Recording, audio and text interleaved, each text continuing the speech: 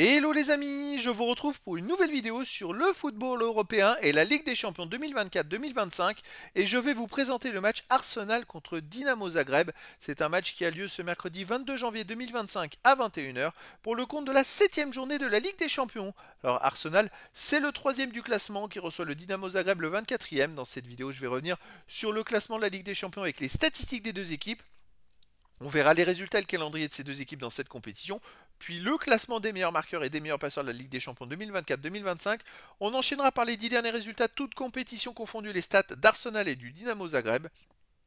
Et on terminera par les compositions d'équipes et tactiques éventuelles, ce qui nous permettra d'avoir une idée et une tendance à cette rencontre. Alors donc, je rappelle, c'est une poule de 36 équipes avec 8 journées, donc il reste 6 points de match, y compris celui-là, et 6 points possibles. Les 8 premiers seront qualifiés pour les 8e de finale. De la 9e à la 24e place, les équipes joueront des 16e de finale au match de barrage, et au-delà, les équipes seront éliminées. Pour l'instant, Arsenal est 3e avec 13 points en 6 matchs, 4 victoires nulles, 1 défaite, 11 buts marqués, 2 buts encaissés, plus 9 de différence de but. Bon, ils sont très bien classés, ils ont un point d'avance sur le 9e, mais là, ils jouent à domicile, il faut absolument gagner pour espérer jouer dans les 8. Le Dynamo de Zagreb, de son côté, a besoin aussi de points, ils sont 24e. Avec 8 points en 6 matchs, 2 victoires, 2 nuls, 2 défaites, 10 buts marqués, 15 buts encaissés, moins 5 de différence de but. Ils ont la dernière place qualificative, donc ils vont tout faire pour essayer de la garder. Alors, au niveau des résultats et calendrier, Arsenal a commencé par un 0-0 à l'Atalanta de Bergame, puis ils ont battu le PSG 2-0, le Shakhtar Donetsk 1-0, ils ont perdu 1-0 à l'Inter de Milan, ils ont gagné 5-1 au Sporting du Portugal, et ils ont battu Monaco 3-0. Et ils reçoivent le Dynamo Zagreb et ils termineront à Rerun. De son côté, le Dynamo Zagreb avait commencé par une claque monumentale au Bayern Munich. Ils ont perdu 9-2, puis ils ont fait 2-2 contre Monaco alors qu'ils menaient 2-0.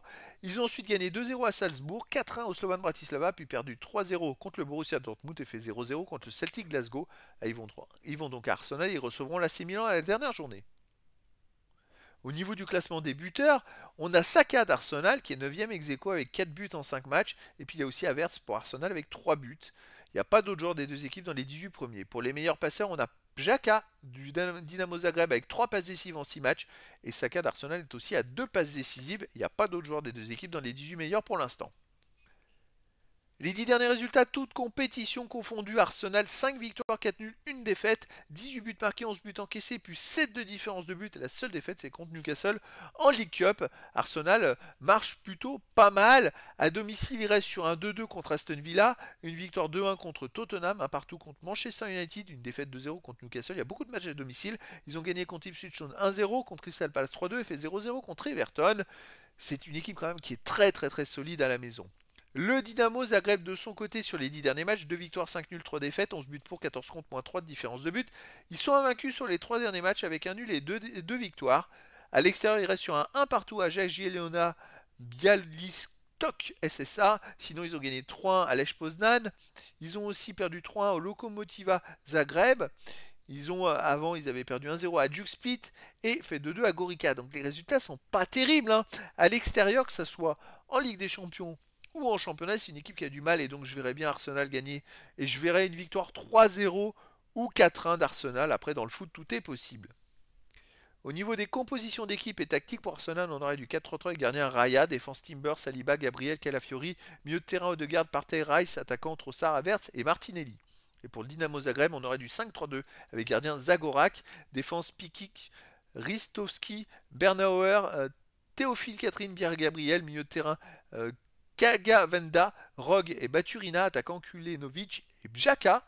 Donc voilà les amis, le décor est planté entre ces deux équipes et donc je vous donne rendez-vous ce mercredi 22 janvier 2025 à 21 h pour le match de football de la 7e journée de la Ligue des Champions 2024-2025.